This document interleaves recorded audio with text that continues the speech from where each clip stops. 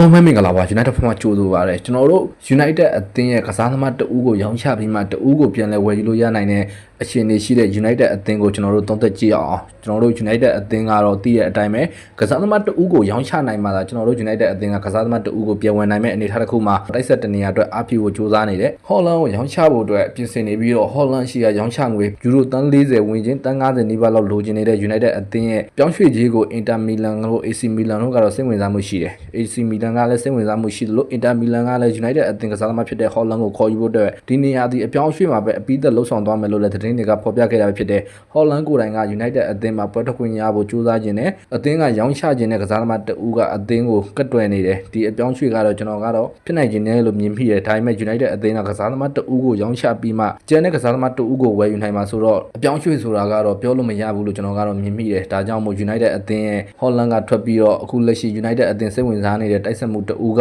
တော့တခြားလိတွေကမဟုတ်ဘဲနဲ့ကျွန်တော်တို့ Premier League မှာအခုလက်ရှိ Aston Villa အသင်းအတွက်ပွဲထွက်ခွင့်ရနေတဲ့အသက်29နှစ်အရွယ် Oliver King ကိုခေါ်ယူဖို့အတွက် United အသင်းကပြင်ဆင်နေတယ်လို့သတင်းတွေကတော့ဖော်ပြခဲ့တာဖြစ်တယ် United အသင်းစိတ်ဝင်စားမှုရှိနေတဲ့ Oliver King ကတော့အသက်က29နှစ်ရှိပြီ Aston Villa အသင်းမှာ38ပွဲကစား16ဂိုးသွင်း16ဖန်တီးမှုပြုလုပ်ထားနိုင်တဲ့ကစားသမားတဦးကို United အသင်းကစိတ်ဝင်စားမှုရှိတယ်ဆိုတာကတော့တကယ်ကိုကောင်းတယ် Aston Villa အသင်းမှာလည်းရာသီတိုင်းလုံးလိုပွဲထွက်ခွင့်ရတဲ့တိုက်ဆက်ကစားသမားတဦးဖြစ်တဲ့အသက်အရွယ်အရဆိုရင်တော့29နှစ်ဆိုတော့ကျွန်တော်တို့ United အသင်းကိုရောက်ရှိလာခဲ့ရင်တော့ထံကုန်3နှစ်လောက်ကတော့ကောင်းသုံးနိုင်လိမ့်မယ်လို့ကျွန်တော်ကတော့မြင်မိတယ် United အသင်းရဲ့ကစားသမားတဦးထွက်မှ United အသင်းကပြန်လဲခေါ်ယူနိုင်မှာဆိုတော့ United အသင်းရဲ့အပြောင်းအရွှေ့ကဘာမှမဆိုဖြစ်သွားနိုင်တယ်လို့ပြောရင်းနဲ့ပဲကျွန်တော်ရဲ့အစီအစဉ်ကိုအဆုံးသတ်ပါရစေ United Football ကမန်သတင်းများကိုနှိမ့်စစ်တက်ဆက်ပေးနေတာမို့ like and follow လေးလုပ်ပေးသွားပြီးတော့ရက်ခံပါတယ်အားလုံးကျေးဇူးထူးတင်ရှိပါတယ်ခင်ဗျာ